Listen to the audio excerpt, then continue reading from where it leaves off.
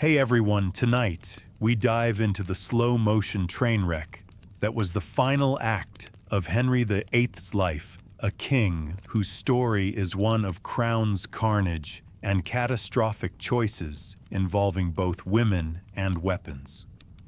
But before we descend into Tudor madness, take a second to like the video and subscribe, only if you're genuinely enjoying the ride. Drop a comment with your location and the time zone you're watching from.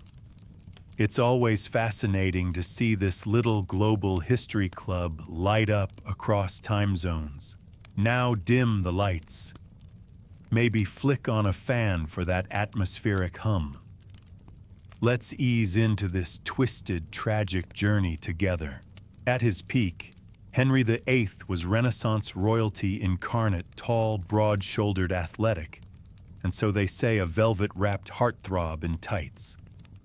But fast forward to his final decade, and you'd be forgiven for confusing the King of England with an angry, over-decorated Ottoman.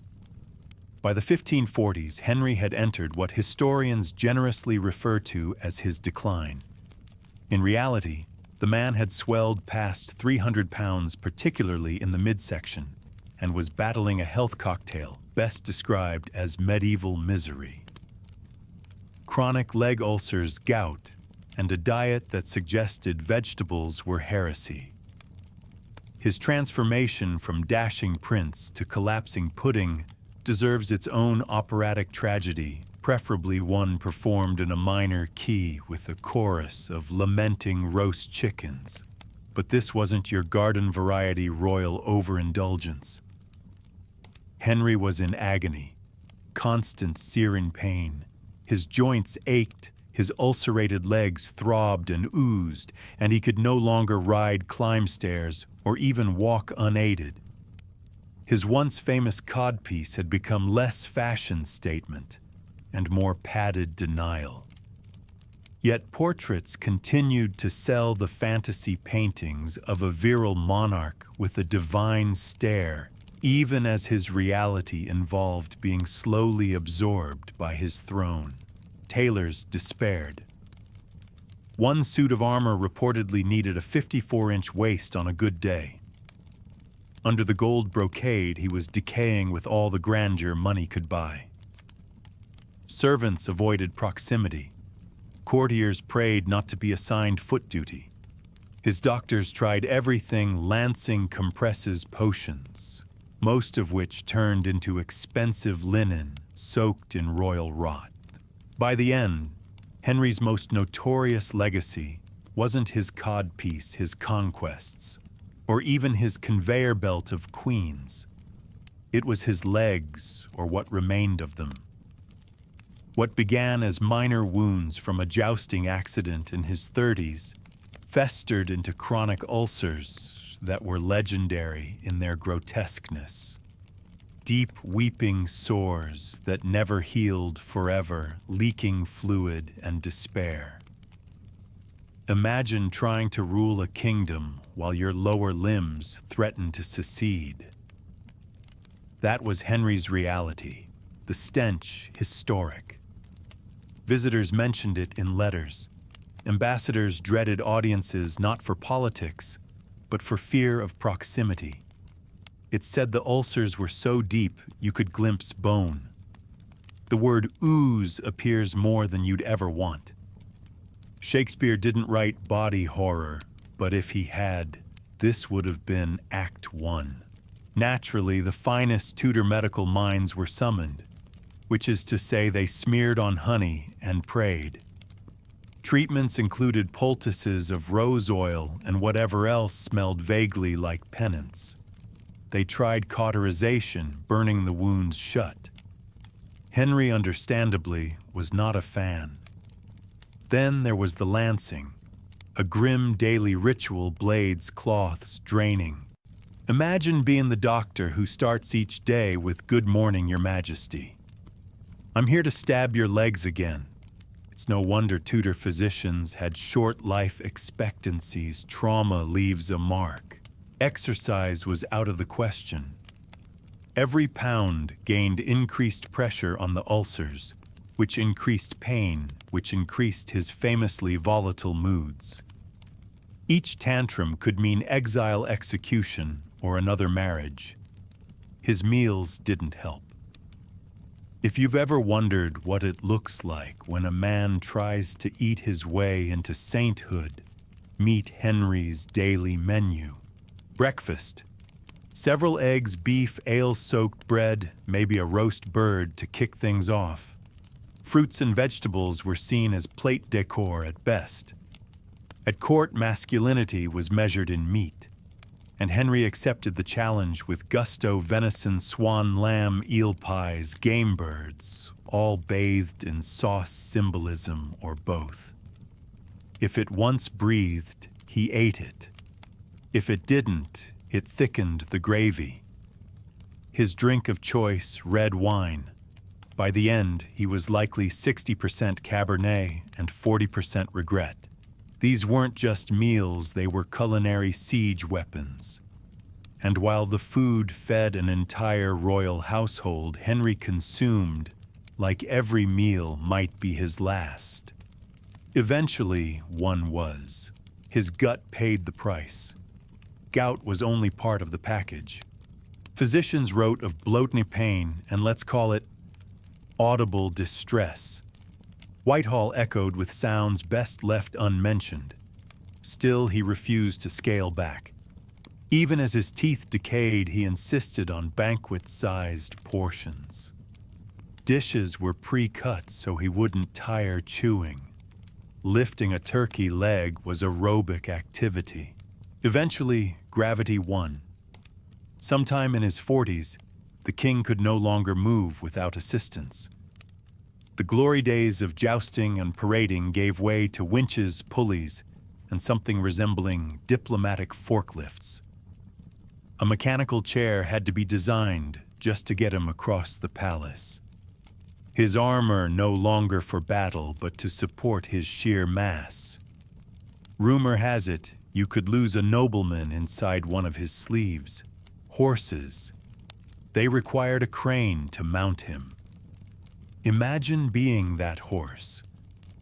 The only motion he achieved willingly was turning to shout at people. Gentle walks were encouraged. He preferred executions. Same morale boost, fewer calories burned. This was more than inconvenient. It was a crisis. His mobility gone, his circulation worsening, his temperament sharper by the hour. The court adapted. Entire schedules shifted to accommodate how far he could be moved. Ceremonies shortened. Audiences condensed. If the throne room had a treadmill, it was symbolic at best, or perhaps used to turn a spit roast. Still, no one dared say it aloud, that the King of England was quite literally collapsing under the weight of his own choices. And then there was the smell. Body odor was common in Tudor England. Bathing was more myth than habit, but Henry's stench was legendary.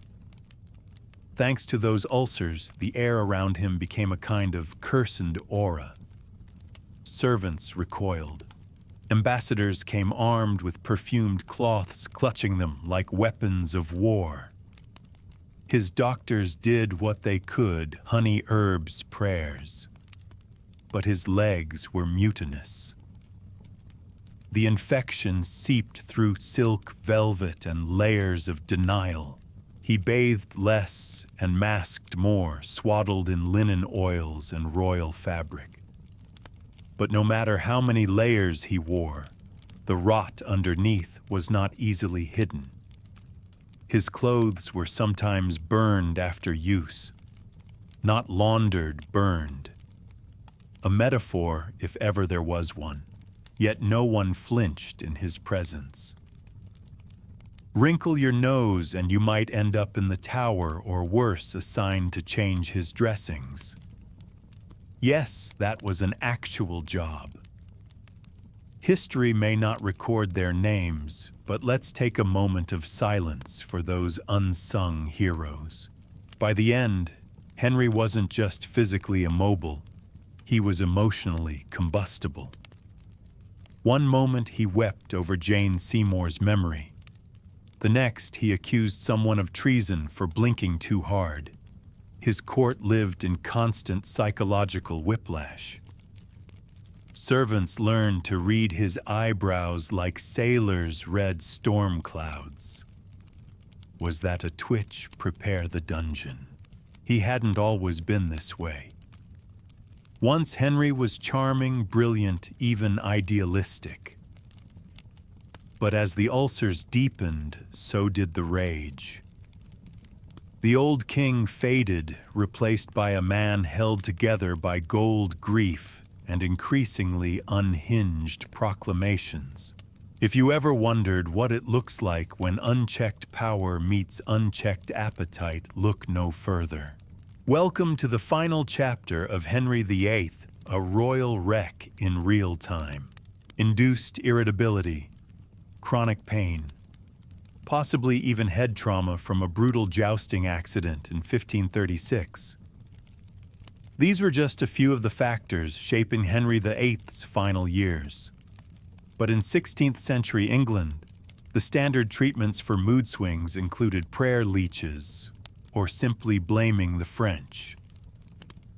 As king rest wasn't an option, and no one dared suggest it. Instead, courtiers smiled nervously and praised his divine fury, which was their polite way of saying, "We'd really like to keep our heads." The consequences were predictable and brutal. Dozens of advisors were exiled, imprisoned, or executed sometimes for little more than existing in the wrong corner of the room during one of Henry's rage storms. Even his old friend and Chancellor Thomas More wasn't spared. The king's inner circle didn't resemble a council. It was more of a revolving door with a trapdoor option. By January 1547, nearly everyone at court could see the end approaching everyone, that is, except Henry himself. He was disintegrating. But to say so aloud was treason under Tudor law. Predicting the king's death even accurately could get you executed faster than you could say he looks unwell. Henry wasn't just bedridden. He had become part of the bed. He hadn't walked in weeks, hadn't ridden a horse in years, and spent his final days ruling England from beneath a pile of velvet cushions, swollen limbs, and questionable decisions. His legs were bloated and infected. His breathing was ragged. His appetite had finally diminished, though by Tudor standards, that still meant a light roast or two. Yet no one dared utter the word dying. So courtiers invented euphemisms. His Majesty is reflecting.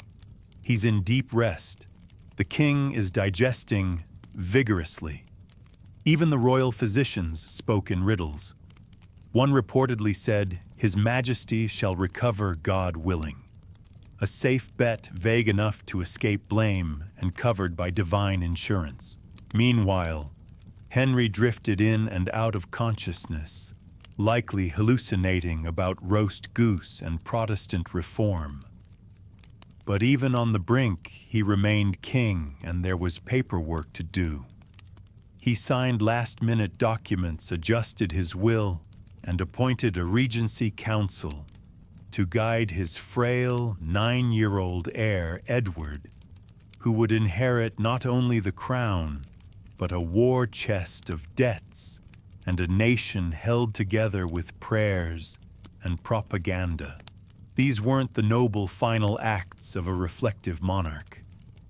They were frantic scribbles from a dying man, while everyone around him pretended he was just a little tired.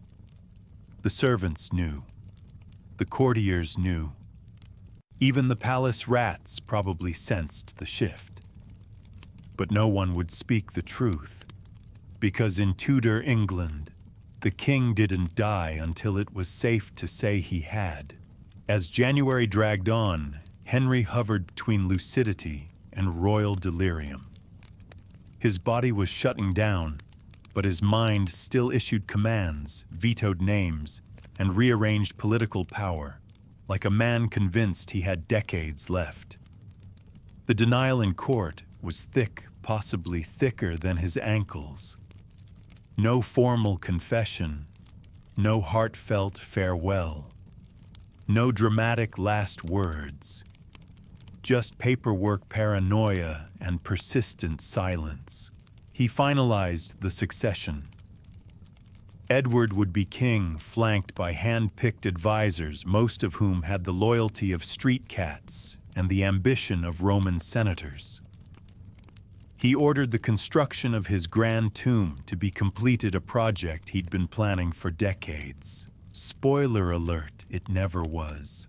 For all his obsession with control, the thing that truly outlived him was bureaucracy. On religion, Henry remained tantalizingly vague. England was still Protestant, sort of. Not too much, just enough to offend Rome without fully committing. It was the ecclesiastical equivalent of mumbling a breakup line and walking away quickly. Even as death loomed when priests asked if he wanted to make peace with God, he dodged them like a man avoiding jury duty. One report says he finally whispered, "All is lost." Whether he meant his soul, his kingdom, or a misplaced drumstick is still up for debate. Still, the official policy remained. Don't say he's dying. Anyone caught whispering terms like last rites or funeral arrangements risked being dismissed, or worse, reassigned to bandage duty. And yes, that was a job. In true Tudor fashion, the expectation was that Henry would go out with drama, a thunderous monologue perhaps, or a redemptive confession.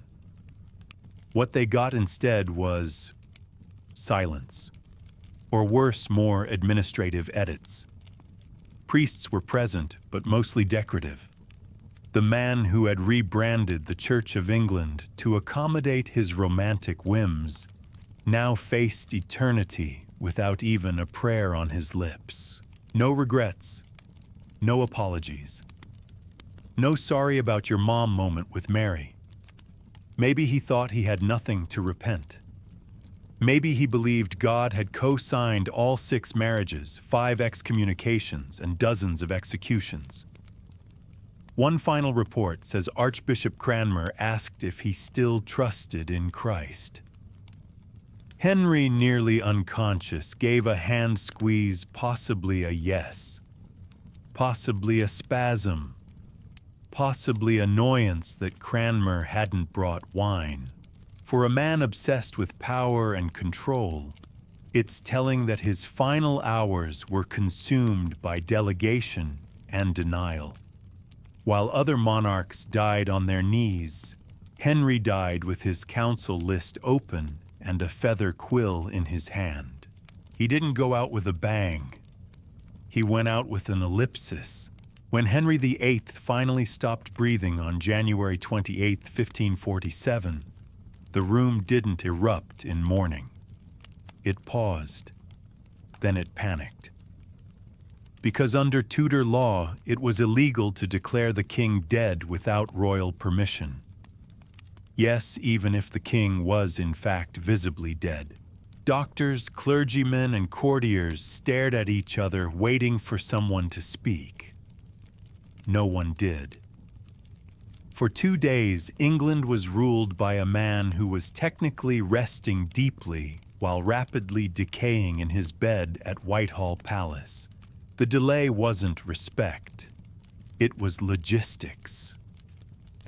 The succession needed to be smoothed out. The council needed to be briefed. And young Edward needed to be informed that he now owned everything, including a crumbling empire and some very testy neighbors. Behind the scenes, preparations began. Quiet orders for mourning clothes, adjustments to royal seals.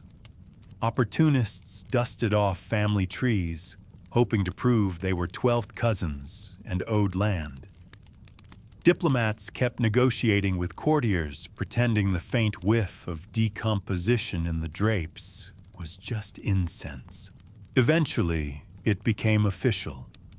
Henry VIII was no longer merely unresponsive, he was dead. And with that came a new problem, the body. It wasn't subtle. He weighed well over 300 pounds, closer to a pudding sculpture than a man. The ulcers, the infections, the sheer royal volume it all meant, the body began breaking down quickly. Very quickly. The embalmers did what they could. Spices, cloths, layer after layer of linen, a kind of royal lasagna. They stuffed the coffin with cinnamon and cloves, hoping to mask the smell. Spoiler, it didn't work. The body leaked. Fluids seeped through the wood, and during the funeral procession to Windsor, the coffin began to stain and emit such a potent stench that it startled the horses. One notorious account claims stray dogs followed the procession, licking the drippings from the former head of the Church of England. Not quite the legacy he imagined. To make matters worse, the coffin had been sealed in haste. It swelled from internal gas pressure and allegedly cracked. Tudor Tupperware it was not. Courtiers walked beside it, stoic as marble, pretending not to notice the oozing trail or the nauseating smell, and no one spoke of it again. Henry V didn't just leave a kingdom. He left a cleanup job, a logistical nightmare, a royal body that refused to go quietly. But maybe that was the most Henry thing of all. Loud in life, inconvenient in death, and never ever subtle. As the coffin bearing England's most infamous king rolled along, it groaned ominously, as if protesting its grim cargo. You might imagine that transporting the remains of such a colossal figure in English history would involve a vessel of stately grandeur, perhaps an alabaster sarcophagus or a finely crafted chest of cedar. But no. Urgency, decay, and human folly ensured that this final journey would be remembered for all the wrong reasons. The coffin began to leak, not in the figurative sense, but with horrifying literalness. Despite hurried embalming, the sweltering heat-trapped gases and sheer physical bulk of its royal occupant turned the casket into a sweating, oozing nightmare. Contemporary witnesses recoiled at the spectacle. At Sion Abbey, a thick, foul, black fluid seeped from the coffin's seams, pooling on the floor in macabre defiance of dignity. Chroniclers of the age recorded this ghastly leakage with a mix of fascination and disgust, the kind of grotesque detail that brands itself onto the mind forever. And then came the dogs. One persistent, possibly apocryphal account tells of curious hounds lapping at the fluid beneath the royal coffin. Imagine its solemn courtiers in mourning black, standing silent as a pair of mangy mutts enthusiastically sampled what was in essence the liquefied king himself. England boasted many ancient rites, but canine participation in state funerals was not supposed to be among them. Still, the procession carried on. The leaking coffin was wiped down as discreetly as possible. No one dared speak. Eyes forward, feet marching, stomachs churning. This wasn't just an embarrassing mishap, it became legend. A black moral fable murmured through the centuries. Some whispered that it was divine punishment for Henry's cruelty. Others saw grim poetic justice for a lifetime of indulgence. Either way, Henry VIII did something no other monarch had he ruined his own funeral merely by being present. And where did this man, once the roaring lion of England, finally come to rest? not amid the marble giants of Westminster Abbey, not under some towering canopy of stone, but in a simple vault beneath the floor of St. George's Chapel, an afterthought among kings. There, in anonymous stillness, he lay beside Jane Seymour, the wife who gave him a male heir and died before she could betray or displease him. No golden tomb, no soaring effigy, no blaring monument. For over a century, the grave was unmarked, lost beneath the feet of careless tourists and indifferent priests. Only in the Victorian age did anyone bother to add an inscription, and so the man who sundered the Catholic Church, broke the monasteries, and proclaimed himself the supreme head of a new English religion, now lay like any minor merchant forgotten beneath worn flagstones. It is a rich irony, perhaps the richest. All the power, the pageantry, the fury, and his final resting place was as lowly and unremarkable as a beggar's plot. Fitting, some might say. No grand sepulchre carved in life, no magnificent altar to his ego, just a lead-lined box on a cold chapel floor, sharing eternity with Jane Seymour, and in time, the ill-fated Charles I, a king who shook Christendom, reduced to a fading memory and a footnote. Meanwhile, far to the south, and centuries before, another figure of infamy rose not of England, but of Rome. Valeria Messalina was born not merely into privilege, but into the heart of empire itself. A Claudian by blood niece of Tiberius' cousin to Nero, she came into the world where ambition was the air one breathed. In this world of silk and steel, betrayal was as familiar as family, and survival meant mastering both.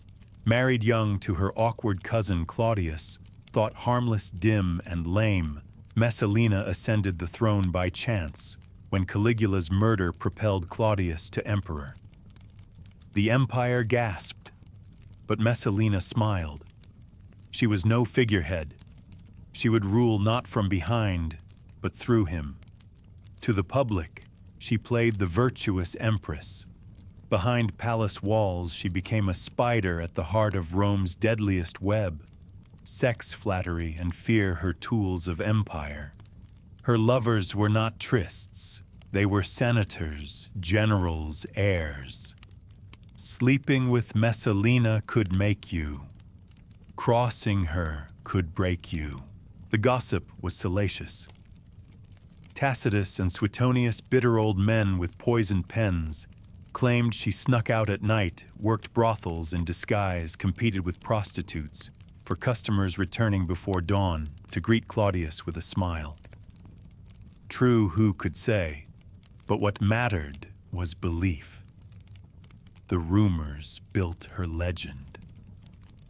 To the men of Rome, she was more terrifying than any sword. Her enemies multiplied, but so did her power. Claudius, distracted with books and bureaucracy, let her run the court. She whispered away rivals, accused senators of treason, banished noble wives with false slanders. Those who displeased her disappeared.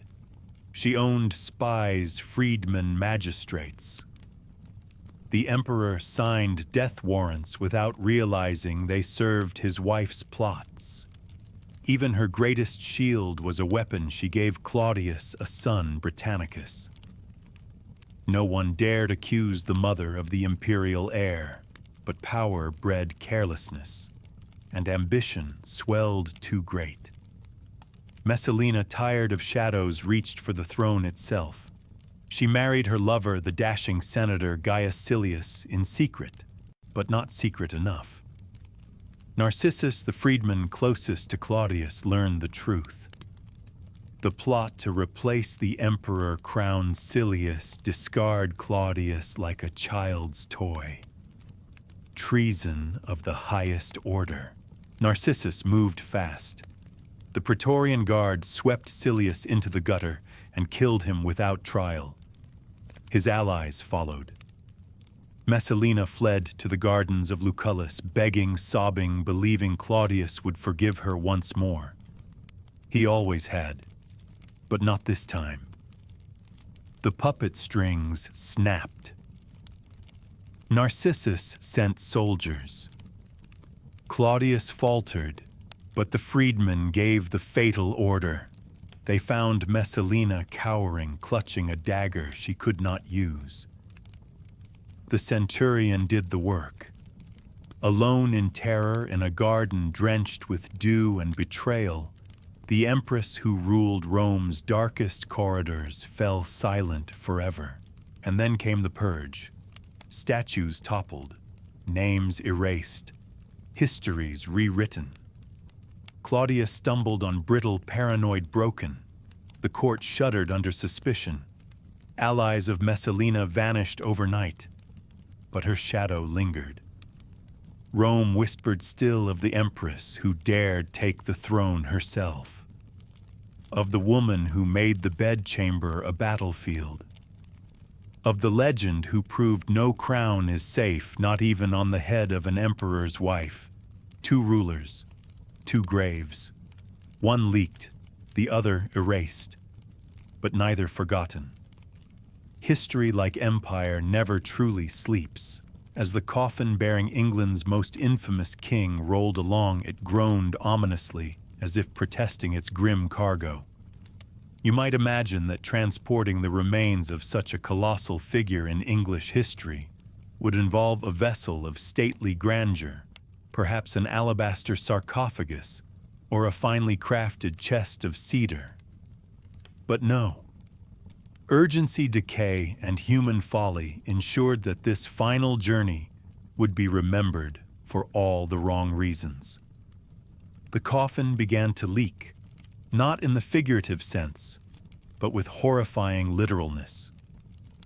Despite hurried embalming, the sweltering heat-trapped gases and sheer physical bulk of its royal occupant turned the casket into a sweating, oozing nightmare.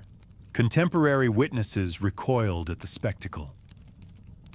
At Sion Abbey, a thick, foul, black fluid seeped from the coffin's seams, pooling on the floor in macabre defiance of dignity.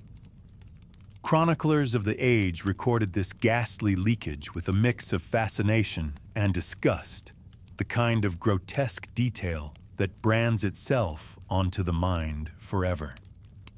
And then came the dogs. One persistent, possibly apocryphal account tells of curious hounds lapping at the fluid beneath the royal coffin. Imagine its solemn courtiers in mourning black, standing silent as a pair of mangy mutts enthusiastically sampled what was in essence the liquefied king himself. England boasted many ancient rites, but canine participation in state funerals was not supposed to be among them. Still, the procession carried on. The leaking coffin was wiped down as discreetly as possible. No one dared speak. Eyes forward, feet marching, stomachs churning. This wasn't just an embarrassing mishap, it became legend. A black moral fable murmured through the centuries. Some whispered that it was divine punishment for Henry's cruelty. Others saw grim poetic justice for a lifetime of indulgence. Either way, Henry VIII did something no other monarch had. He ruined his own funeral merely by being present. And where did this man, once the roaring lion of England, finally come to rest? Not amid the marble giants of Westminster Abbey, not under some towering canopy of stone, but in a simple vault beneath the floor of St. George's Chapel, an afterthought among kings. There, in anonymous stillness, he lay beside Jane Seymour, the wife who gave him a male heir and died before she could betray or displease him. No golden tomb, no soaring effigy, no blaring monument. For over a century, the grave was unmarked, lost beneath the feet of careless tourists and indifferent priests. Only in the Victorian age did anyone bother to add an inscription, and so the man who sundered the Catholic Church, broke the monasteries, and proclaimed himself the supreme head of a new English religion, now lay like any minor merchant forgotten beneath worn flagstones. It is a rich irony, perhaps the richest. All the power, the pageantry, the fury, and his final resting place was as lowly and unremarkable as a beggar's plot. Fitting, some might say. No grand sepulchre carved in life, no magnificent altar to his ego, just a lead-lined box on a cold chapel floor, sharing eternity with Jane Seymour, and in time, the ill-fated Charles I, a king who shook Christendom, reduced to a fading memory and a footnote. Meanwhile, far to the south, and centuries before, another figure of infamy rose not of England, but of Rome. Valeria Messalina was born not merely into privilege, but into the heart of empire itself. A Claudian by blood, niece of Tiberius' cousin to Nero, she came into the world where ambition was the air one breathed. In this world of silk and steel, betrayal was as familiar as family, and survival meant mastering both. Married young to her awkward cousin Claudius, thought harmless, dim, and lame, Messalina ascended the throne by chance when Caligula's murder propelled Claudius to emperor. The empire gasped, but Messalina smiled. She was no figurehead. She would rule not from behind, but through him. To the public, she played the virtuous empress. Behind palace walls, she became a spider at the heart of Rome's deadliest web. Sex, flattery, and fear her tools of empire. Her lovers were not trysts. They were senators, generals, heirs. Sleeping with Messalina could make you. Crossing her could break you. The gossip was salacious. Tacitus and Suetonius, bitter old men with poisoned pens, claimed she snuck out at night, worked brothels in disguise, competed with prostitutes for customers returning before dawn to greet Claudius with a smile. True, who could say, but what mattered was belief. The rumors built her legend. To the men of Rome, she was more terrifying than any sword. Her enemies multiplied, but so did her power. Claudius, distracted with books and bureaucracy, let her run the court. She whispered away rivals, accused senators of treason, banished noble wives with false slanders. Those who displeased her disappeared. She owned spies, freedmen, magistrates. The emperor signed death warrants without realizing they served his wife's plots. Even her greatest shield was a weapon. She gave Claudius a son, Britannicus. No one dared accuse the mother of the imperial heir, but power bred carelessness, and ambition swelled too great. Messalina, tired of shadows, reached for the throne itself. She married her lover, the dashing senator Gaius Silius, in secret, but not secret enough. Narcissus, the freedman closest to Claudius, learned the truth. The plot to replace the emperor crowned Silius, discard Claudius like a child's toy. Treason of the highest order. Narcissus moved fast. The Praetorian Guard swept Silius into the gutter and killed him without trial. His allies followed. Messalina fled to the gardens of Lucullus, begging, sobbing, believing Claudius would forgive her once more. He always had. But not this time. The puppet strings snapped. Narcissus sent soldiers. Claudius faltered, but the freedmen gave the fatal order. They found Messalina cowering, clutching a dagger she could not use. The centurion did the work. Alone in terror in a garden drenched with dew and betrayal, The empress who ruled Rome's darkest corridors fell silent forever. And then came the purge. Statues toppled, names erased, histories rewritten. Claudia stumbled on brittle paranoid broken. The court shuddered under suspicion. Allies of Messalina vanished overnight. But her shadow lingered.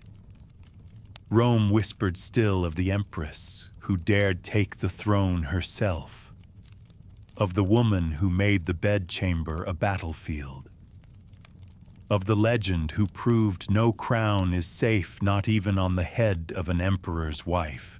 2 rulers, 2 graves, one leaked, the other erased, but neither forgotten. History, like empire, never truly sleeps. George Washington. The stoic mask cracks, death when it finally came.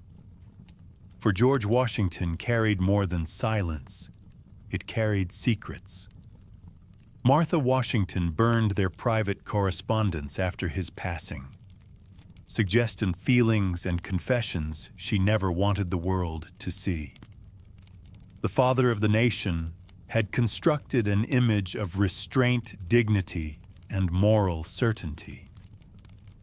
But behind that marble mask was a man who struggled with temper control and private contradictions. Aides recorded rare but terrifying moments when the facade cracked. At the darkest hours of the Revolutionary War, when defeat loomed and incompetence abounded, Washington would erupt. One witness described him flinging his hat to the ground and cursing with such fury that stunned soldiers froze in place. These outbursts were hidden from the public, preserved only in scribbled private notes.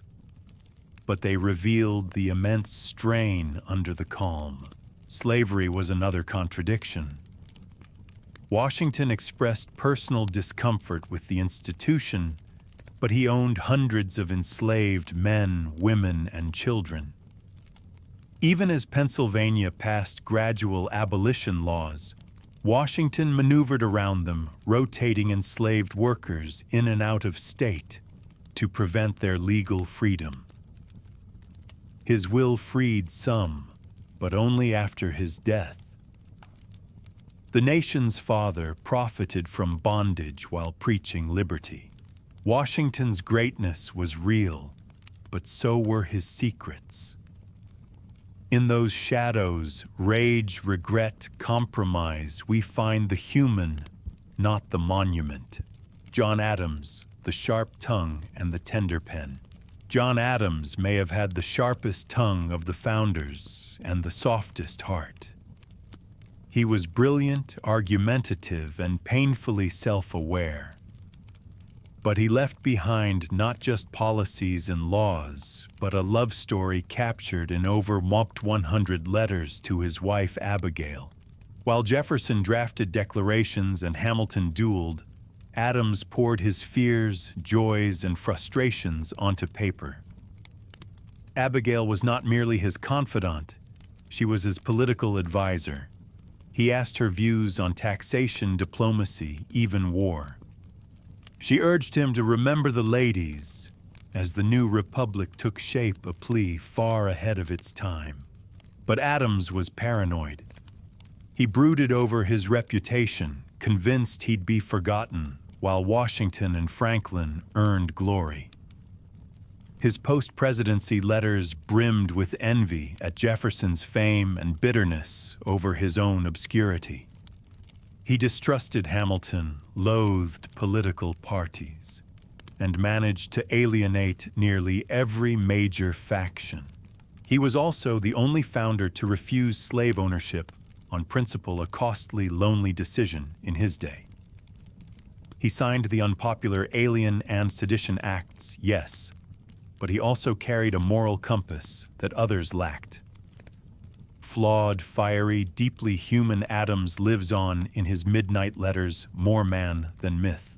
James Madison, the quiet architect of power.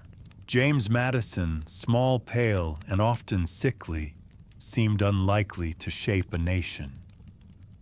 Standing barely 5 feet tall and frail from chronic illness, perhaps epilepsy, he privately feared he would not live to old age. So certain was he of dying young that he never wrote a memoir. But Madison's mind built the Republic. He drafted the Constitution, shaped the Bill of Rights, and authored the Federalist Papers. Yet he preferred shadows to spotlights, letting louder men speak, as he quietly built systems that would outlast them all. His marriage to Dolly Madison transformed his life. She was everything he was not: bold, dazzling, socially gifted. Dolly turned their home into Washington's political salon, where rivals became allies over cakes and cream, while Madison schemed in quiet corners. Yet, like others, Madison owned slaves. He spoke against slavery's evils in theory, but freed none of his own. He whispered about reform, but did little. In later years, depression and doubt haunted him. His vision of limited government had morphed into party-driven chaos, the very thing he'd hoped to prevent. Madison built the stage. Others took the bow. And in that quiet brilliance and invisible influence lay his deepest tragedy. Thomas Paine, the forgotten revolutionary. No pen burned brighter than Thomas Paine's. With common sense, he ignited revolution. His words electrified a continent. But the flame that lit America consumed its author. Paine arrived poor, unpolished, an outsider. But common sense sold over 100,000 copies, a miracle in colonial America. Its blunt, fearless assault on monarchy made Paine a hero. Then came France. Paine embraced the French Revolution, writing The Rights of Man and enraging Britain. But when the guillotine rose, he recoiled, opposing King Louis XIII's execution. For that he was jailed, days from death, saved only by a forgotten chalk mark on his prison door. Returning to America, he found only contempt. The Age of Reason, his scathing critique of organized religion, branded him an atheist and enemy. Old allies shunned him. Jefferson ignored his letters. The man who inspired independence died poor, mocked, buried by 6 mourners on a lonely New York farm. Paine gave America its voice. America gave him exile. Gouverneur Morris, the scandalous founding father. Gouverneur Morris wrote the Constitution's final words, but lived like no other founder. Dashing, witty, reckless, he was the Republic's libertine. His wooden leg, lost rumor said, fleeing a jealous husband's window, became his trademark. In France, he seduced aristocrats while Paris burned. One mistress saved him from a mob. Back home, he shocked society by marrying his scandal-shadowed housekeeper, Anne Carey Randolph, a woman accused of infanticide. Morris railed against slavery, condemned hypocrisy, and mocked prudery. He fathered illegitimate children and scandalized polite society. His death was as bizarre as his life legend claims. He fatally injured himself, trying to clear a blockage with a whalebone. Morris lived unruly, wrote history, and made every room whisper. He was America's rogue statesman. The founders' men, not marble. The founding fathers gave America soaring words: liberty, equality, freedom. But their private lives cracked the myth. They preached liberty, but many owned slaves. Washington, Jefferson, Madison all built wealth on bondage. Women's rights forgotten. Abigail Adams urged her husband to remember the ladies. He smiled and ignored her. They warned of tyranny, but built dynasties. They denounced monarchy, but nurtured class and privilege. Some saw the paradox. Most ignored it. Jefferson wrote stirring ideals in the morning, then counted enslaved workers by afternoon. Their flaws do not erase their genius. They make it real. These were men brilliant, driven, greedy, afraid. Not gods, but men whose contradictions shaped a nation that still wrestles with their shadow. Napoleon Bonaparte, conqueror of Europe, slave to love. Napoleon ruled empires, shattered armies, and surrendered utterly to Josephine. His letters to her burn with obsession. "Don't wash," he begged, "I'm coming home."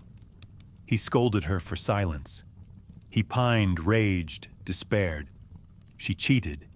He forgave. He divorced her for an heir, but never let go. On St. Helena, dying far from glory, his last breath whispered, "France, the army." Josephine, the conqueror undone by love. Frida Kahlo love written in blood. Frida Kahlo painted her pain and wrote it too. Her letters to Diego Rivera seethe with desire, rage, devotion. "I love you more than my own skin," she wrote. He cheated endlessly, even with her sister. She raged, despaired, forgave, and painted the wound into art. Their love was a hurricane, ruinous, radiant, unforgettable. In every line, Frida bled truth. "Nothing compares to your hands," she whispered, and cursed them too. Their love story was not soft. It was claws and collarbone and fire. And the world still stares, unable to look away. Detachment, but longing. Her words ask for nothing but presence. "I ask you for violence in the nonsense. And you give me grace, your light, and your warmth." They divorced in 1939. They remarried a year later.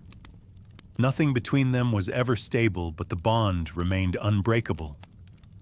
Even when they were apart, Frida wrote as if Diego were oxygen, necessary, maddening, and always just out of reach. Her physical suffering also poured into her letters. After her horrific bus accident, which left her with lifelong pain, Frida described her body as a battlefield, one that Diego could not save but somehow made bearable. Her vulnerability was total, but it was never weak. In the end, Frida Kahlo's letters are not just about Diego. They're about the war between love and identity, devotion and survival. Through her pain, she found language. Through her longing, she found fire. And in her fire, she burned herself into history. Ludwig van Beethoven, the brooding genius of classical music, left behind some of the most passionate letters ever written, though the identity of the woman who inspired them remains one of history's greatest love mysteries. Known simply as the immortal beloved, she exists only in a series of letters never sent found among Beethoven's belongings after his death in 1827. These letters weren't addressed to a name, no date, no return address, just deep, aching declarations of love that baffle and mesmerize scholars to this day. One begins, "My angel, my all, my very self." Another cries, "Though still in bed, my thoughts go out to you, my immortal beloved. Be calm. Love me today, yesterday. What tearful longing for you. You, my life, my all. Farewell. Oh, continue to love me. Never misjudge the most faithful heart of your beloved." Beethoven wasn't known for emotional openness. His letters to others were often curt, formal, even hostile. But in these pages, something shatters. He's vulnerable, intimate, and at times completely unraveled. What's even more haunting is the desperation laced through every word. He wasn't writing from a place of comfort, but of separation. The letters suggest they were apart, perhaps forbidden to be together, caught in circumstances neither could control. He writes of obstacles of secrecy, of how they cannot be openly united. Scholars have debated the identity of this woman for centuries. The leading candidates include Anthony Brentano, a married aristocrat, Josephine Brunick, a widowed countess, and Giulietti, a former pupil. Each had deep connections with Beethoven at different times in his life, but none have been confirmed beyond doubt. The puzzle remains incomplete. What is certain is that Beethoven loved deeply, perhaps once, perhaps many times, but this immortal beloved held a singular place in his heart. She was his muse, his torment, his unreachable salvation. And then silence. The letters were never mailed. Perhaps he never dared. Perhaps he never could. Perhaps she was already gone. For a man who composed symphonies that echoed through the ages, it was his unsent letters full of human longing and wordless grief that exposed the quietest notes of his soul. His immortal beloved remains unknown, but through his ink we hear her name in every tragic chord. Oscar Wilde, the celebrated wit of the Victorian era, known for his sharp quips and decadent prose, also penned one of the most devastating love letters in literary history. It wasn't sweet. It wasn't flirty. It was a 50,000-word epistolary howl from a man whose love had destroyed him. Its name, De Profundis, Latin for from the depths. Wilder wrote it while imprisoned in Reading Jail, serving a 2-year sentence for gross indecency due to his homosexual relationship with Lord Alfred Douglas, a young aristocrat known as Bousizi. Their love affair had scandalized society, enraged Douglas's powerful father, and led Wilde from salons and champagne to a prison cell. The letter begins with grief, but it quickly transforms into something more harrowing, a confession, an indictment, a meditation on love and suffering. He writes, "You came to me to learn the pleasure of life and the pleasure of art. Perhaps I am chosen to teach you something much more wonderful, the meaning of sorrow and its beauty." Wilde accuses Douglas of vanity, selfishness, and abandonment, but he never stops loving him. That's the torment. Every paragraph of D3ath swings between bitterness and longing, betrayal and worship. It's not just a breakup letter. It's a requiem for Wilde's former life. Wilde blames himself too, calling his own indulgence and blindness fatal flaws. He reflects on how he tried to mold Bousizi into someone deeper, someone worthy of devotion. Instead, he was consumed. The relationship, he admits, led to his public disgrace, his financial ruin, and the erosion of his genius. But De Profundis is more than a record of heartbreak. It's a philosophical treatise born from suffering. Wilder speaks of Christ as the ultimate artist of sorrow, of how pain creates empathy, and of how prison stripped away every illusion he'd built. He writes, "Where there is sorrow, there is holy ground." After his release, Wilde sent the letter to Douglas, but their bond was beyond repair. Wilde died a few years later, penniless and in exile. D3 Profundis wasn't published in full until after both men were gone. It is not a love letter in the traditional sense, but it is perhaps the most painfully honest one ever written. Not about desire, but about what love takes when it's done giving.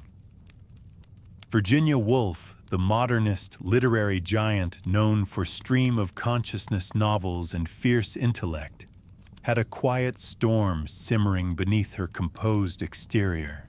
While married to Leonard Woolf, a steady and supportive partner, she fell deeply and unapologetically in love with another woman, Vida Sackville-West, a fellow writer, aristocrat, and free spirit. Their relationship defied categorization. It was emotional, intellectual, romantic, and at times physical. It began in the 1920s and bloomed through a series of letters that remain some of the most lyrically beautiful expressions of same-sex love in literary history. In one of the earliest letters, Woolf writes, "I am reduced to a thing that wants Virginia. It is incredible how essential to me you have become." The roles often reversed. Woolf, usually so guarded, became the one who pined, longed, crumbled. Her letters are full of restrained desire, humor, and subtle desperation. She found in Vida not just a lover, but a muse, a symbol of freedom and bold femininity she both envied and adored. Woolf's masterpiece, Orlando, was inspired directly by Vida, a fantastical gender-bending time traveler that embodied the spirit of her elusive love. It was both a literary experiment and a love letter in disguise. Vida, in return, adored Virginia, though her affections were often scattered. She had other lovers, other intrigues, and her own complicated marriage. Yet her letters to Woolf showed deep admiration and enduring attachment. "I miss you even more than I could have believed, and I was prepared to miss you a good deal." What makes their correspondence so extraordinary is the way it dances around conventions. These were not declarations shouted from rooftops. These were whispers across pages, intimate coded and infused with longing that transcended physicality. Even after their romantic relationship cooled, they remained close, exchanging letters until Woolf's suicide in 1941. One of her last letters, addressed to Leonard, her husband, is often quoted, but it is her letters to Vida that contain her rawest joy. Her vulnerability laid bare in ink. In a world that tried to define love rigidly, Woolf and Vida wrote their own rules. Their letters weren't just about love. They were love complicated, beautiful, impossible to label, and like the tides of Woolf's own prose, always in motion. John Keats, the romantic poet who gave us lines like, "A thing of beauty is a joy forever," lived a life tragically short but emotionally overwhelming. He died at just 25, but in his final years, he poured out his soul in letters to the woman he adored, Fanny Brawne. Their romance was filled with intensity, poetry, and dread. Keats, already sick with tuberculosis, knew he was living on borrowed time. He fell for Fanny hard and fast, and though they were secretly engaged, he knew he would likely never live to marry her. That looming mortality saturates every word he wrote to her. One of his letters reads, "I have been astonished that men could die martyrs for religion. I have shuddered at it. I shudder no more. I could be martyred for my religion. Love is my religion, and I could die for that. I could die for you." Keats didn't just love Fanny, he worshipped her. His letters are filled with torment, beauty, jealousy, and devotion. He longed for her presence so deeply it hurt him physically. He called her his goddess, his bright star. And even in moments of insecurity, he clung to her image like a lifeline. But his illness made everything more desperate. He feared being a burden. He feared she might stop loving him. And most of all, he feared he'd die without ever truly knowing her as a husband would. That fear, that burning sadness makes the letters unbearably tender. In another letter, he writes, "I almost wish we were butterflies and lived but 3 summer days. 3 such days with you I could fill with more delight than 50 common years could ever contain." Fanny kept his letters for the rest of her life, though she rarely spoke of him afterward. When Keats died in Rome in 1821, he was buried beneath a stone that bore no name, only the inscription, "Here lies one whose name was written water." But his name did not wash away. His poetry endured, and so did his letters to Fanny. Pages soaked in yearning, preserved against the odds. Reminders that even in the shadow of death, love can still burn brilliantly. John Keats didn't get a lifetime, but he left behind a love that reads like eternity. Emily Dickinson, one of America's most enigmatic poets, lived much of her adult life in seclusion, rarely leaving her home in Amherst, Massachusetts.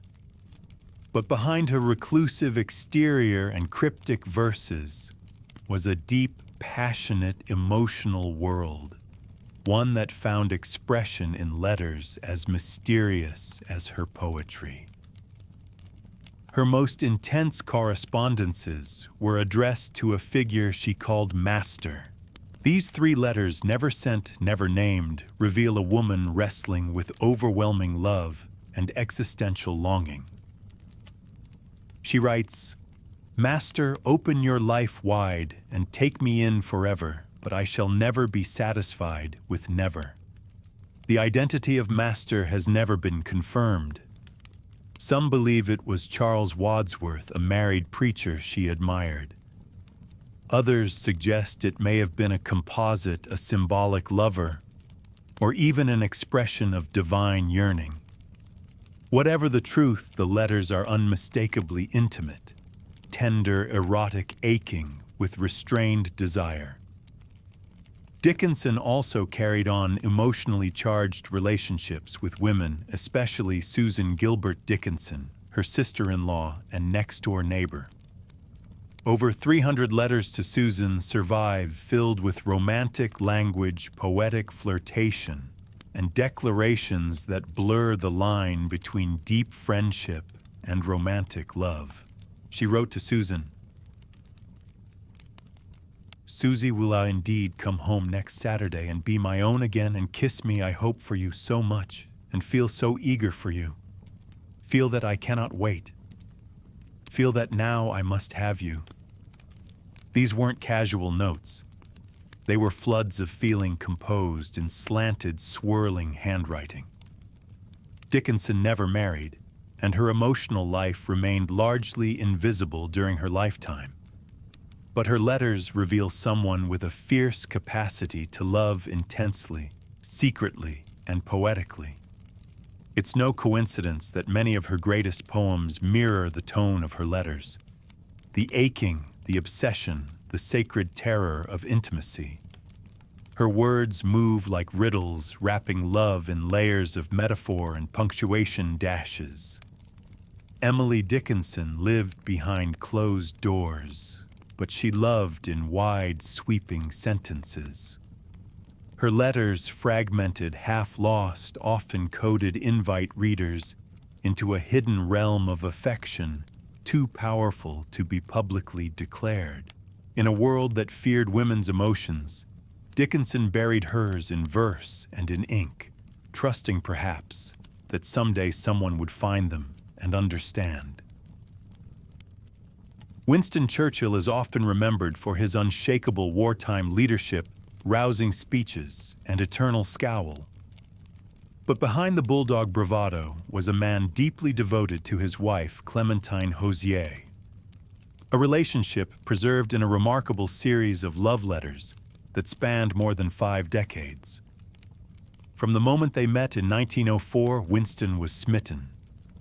Their courtship was brief, just 4 months, and the letters began almost immediately.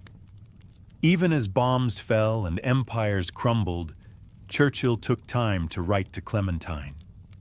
His tone, usually fierce and forceful in public, turned soft and playful in private. In one letter he wrote, "My darling Clem, I hope you will forgive me for writing you such a short letter. But really I am so busy running the British Empire. I have scarcely time to keep my head on." His humor never left him, even under the pressure of World War. During their long marriage, Churchill was often away on military campaigns in Parliament or commanding the nation. But his letters were constant, and his affection never seemed to wane.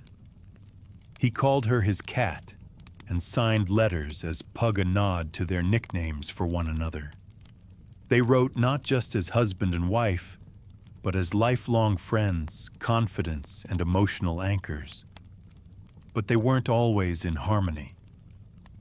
One of Clementine's most famous letters, written in 1940 during the height of the war, gently warned Winston that he was becoming short-tempered with his staff. She wrote not to scold him, but to help him remain the leader Britain needed. His response grateful and open. He listened. Their letters balance flirtation and strategy, tenderness and tension. Churchill once told Clementine that meeting her had conquered and captured him more completely than any battlefield. Even near the end of his life, he continued to write her loving notes, often brief, always heartfelt. In a world of war rooms and command centers, Churchill found his truest peace in the quiet of a letter to his wife. No pomp, no politics, just devotion. His legacy may be forged in speeches and victories, but the love letters to Clementine remind us that even history's hardest men often live their softest truths in private. Few love stories in literary history are as dazzling or as destructive as that of Zelda and F. Scott Fitzgerald. They were the golden couple of the jazz age, sparkling through the roaring 20s with martinis in hand, madness on the horizon, and a pile of love letters trailing behind them like confetti from a broken parade. Their romance began in 1918, when Scott was a young army officer and Zelda was a wild southern belle with a rebellious streak. He courted her with letters full of ambition, wit, and desperation. "I love you the first moment I saw you, and I'll love you until my last breath." She kept him dangling at first, unsure if his literary dreams would amount to anything. But when his first novel, This Side of Paradise, became a hit in 1920, she agreed to marry him. They were rich, young, famous, and completely unprepared. Their letters reflect a manic love. In one, Zelda wrote, "Scott, my darling, I've just washed my hair and I can't do a thing with it, but I love you madly." Her notes are playful, poetic, flirtatious, and often laced with her own growing instability. Scott's replies were both adoring and possessive. He admired her beauty and spirit, but feared her independence. When Zelda tried to write dance or express herself artistically, he often dismissed her, insisting there could only be one writer in the family. That tension bled into their letters. Affection tangled with control. As the years passed, their glittering lifestyle spiraled into alcoholism, financial ruin, and mutual resentment. Zelda suffered a series of mental breakdowns and spent long stretches in sanitariums. Yet even then, their letters retained a strange, aching tenderness. From an asylum, Zelda once wrote, "I've tried so many ways of writing to you. I've tried to tell you how much I believe in you, but words aren't right. They just aren't." Scott died in 1940, thinking himself a failure. Zelda perished in a fire at her hospital 8 years later. But their letters, those wild, burning fragments, survive. They show two people who loved like firecrackers, explosive, beautiful, and ultimately doomed. A love too big for the world they lived in. Preserved forever in ink and ash.